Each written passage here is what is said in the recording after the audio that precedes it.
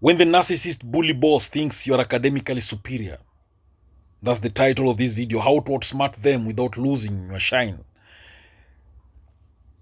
They feel the threat. Let's call a spade and not a big spoon. Let's start with the raw truth. A narcissist bully boss doesn't actually hate smart people. They hate feeling less smart than them. So when your education, your vocabulary, or your analytical skills quietly expose their weaknesses, their ego panics. It's like shining a flashlight into their insecurities. Instead of learning from you, they'll try to shrink you to feel big again. They might think, if my employee looks smarter, I'll lose control. They'll make me look incompetent. People might start listening to them more than me. So they launch subtle and sometimes not so subtle attacks to cut you down to size. Let me give you a story about the boss who hated degrees. Kemi was a 28-year-old analyst with a master's in data science. Her boss, Mr. Rex, had worked his way up through experience. Smart but insecure about not having formal education. At first, he praised her skills, then slowly things changed. He'd interrupt her in meetings. He'd forget to invite her to strategy sessions. He once said, book knowledge doesn't mean street sense, whenever she made a valid point. Kemi realized she wasn't being punished for doing wrong. She was being punished for being right too often. Now, the tactics they use and what each one really means.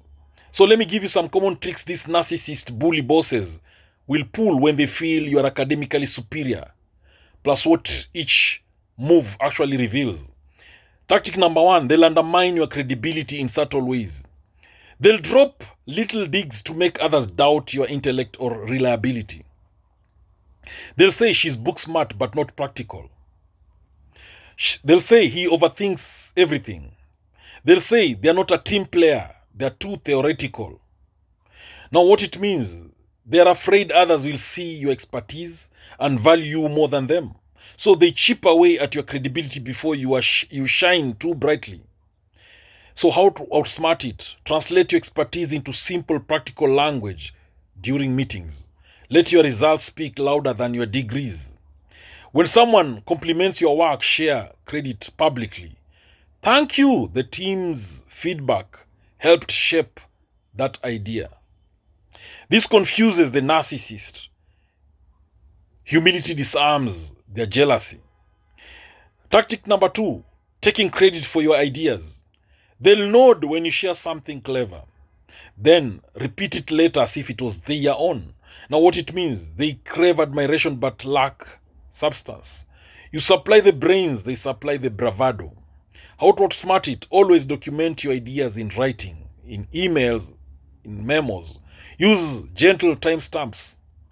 As I've mentioned in this, for instance, you can say, as mentioned in my earlier draft from Tuesday, then you mention it. So if they hijack your idea publicly, stay calm, jump in politely. Yes, I was thrilled when we discussed that last week. Great to see it is moving forward. You reclaim ownership gracefully without starting a fight. The other tactic is withholding information. They deliberately forget to copy you on key emails or exclude you from meetings. This creates confusion and makes you appear unprepared. Now what it means, they want to control the narrative. If you don't know the details, you can't outshine them. So how to outsmart it? Politely ask for written clarity. You can say, can you confirm the latest version of the plan so that I can align my section accordingly? Network sideways. Stay in touch with colleagues who are in the loop. Keep your own notes and share short progress updates so that others see your organization. Now, the pro tip here is create your own shadow communication network.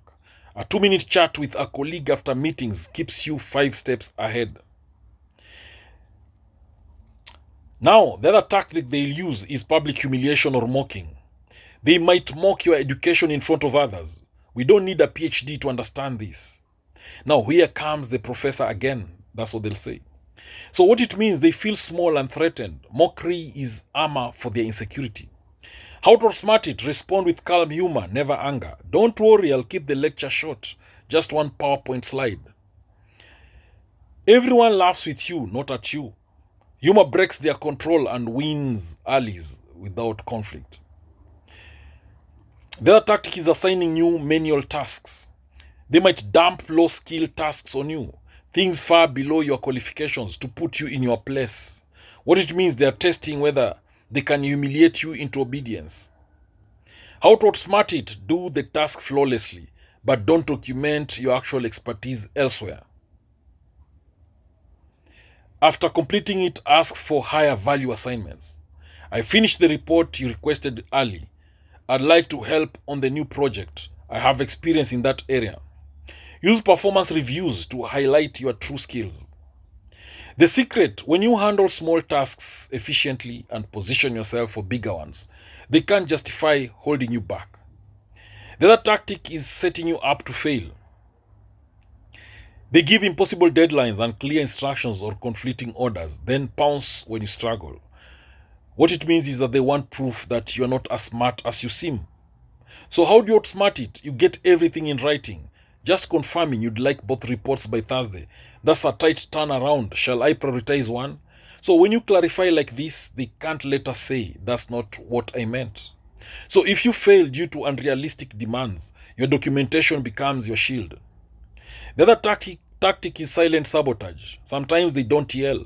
They quietly block promotions, delay approvals, or spread quiet rumors that you're arrogant or too academic. So how to outsmart it? Build horizontal alliances, relationships with people outside their control. Let your work circulate beyond their filter. Send status updates that include higher managers. Quick update on project milestones for everyone's visibility. Don't hide your competence. Just share it strategically and politely. When more people see your value, your boss's sabotage loses power. The other thing is to understand their fear, the inferiority complex in a suit. Let's be honest, many narcissist bully bosses aren't evil geniuses. They are insecure survivors who built careers on image, charm, and control, not knowledge. So when you enter the room with degrees, data, or modern ideas, you remind them of the one thing they fear most: irrelevance. They know deep down that you understand things they can't fake. Your education gives you options they don't have. People might respect your competence more than their authority. So they fight dirty because they don't know any other way to feel powerful. So understanding that helps you stop taking their behavior personally. It's not really about you. It's about their fear. So the power moves you can make is to be smart, calm, and have unbeatable tactics. Now, here are the tools for turning the tables: silently, intelligently, and ruthlessly, but ethically. Speak clearly and simply. Simplify your brilliance. Avoid jargon or overly academic explanations. Why? Because they can't twist simple words. For example, instead of saying the data demonstrates a statistical significant variance, you can say the numbers show clear differences we can act on. Clarity makes you accessible and harder to attack. The other power move is to redirect credit politely. When your boss repeats your idea as theirs, don't confront, collaborate out loud. Exactly. That's what we discussed last week. I'm glad we are aligned. Boom. You reclaim credit and look like a team player. The other power move is to build relationships up and sideways. Your safety comes from visibility. Build genuine rapport with other leaders, mentors, or department heads. You're not gossiping, you are expanding your circle of support. If your boss tries to isolate you, you'll already have people who know your real worth. The other power move is to keep a calm reputation. A bully boss wants you to explode, overreact, or look arrogant so that they can say, see, too emotional. So don't give them that gift. Respond slowly, smile slightly, and document, don't debate.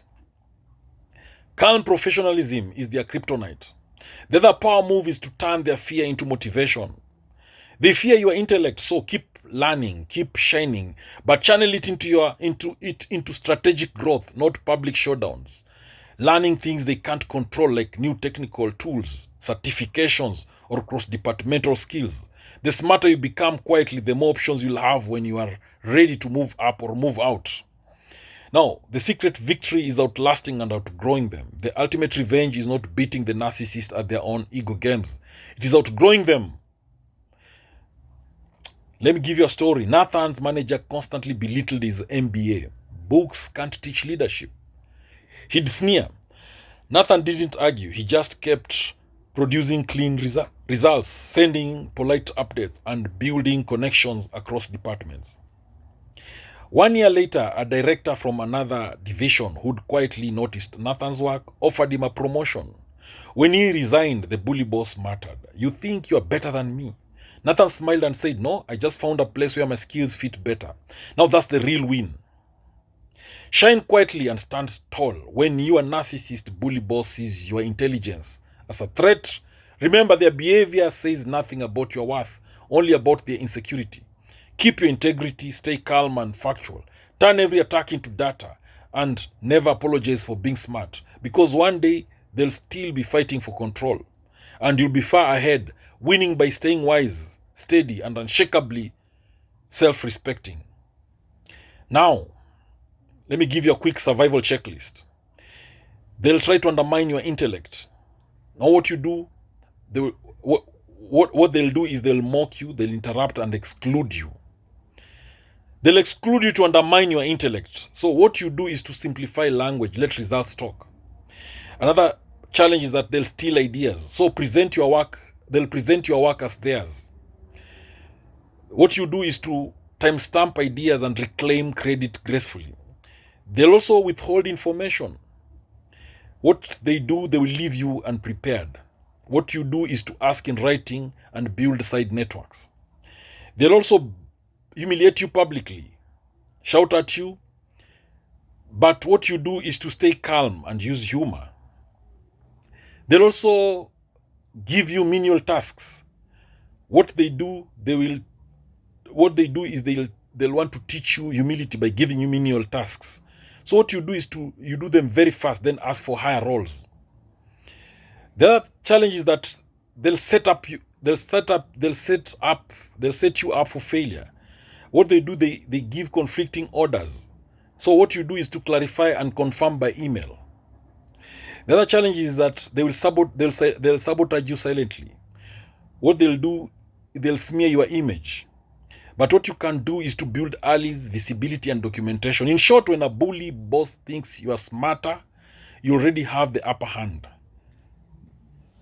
They fight with fear. You win with strategy, calm, and quiet excellence. Thank you for watching this video. I hope you've learned a thing or two. Please subscribe to my YouTube channel if you've not done so.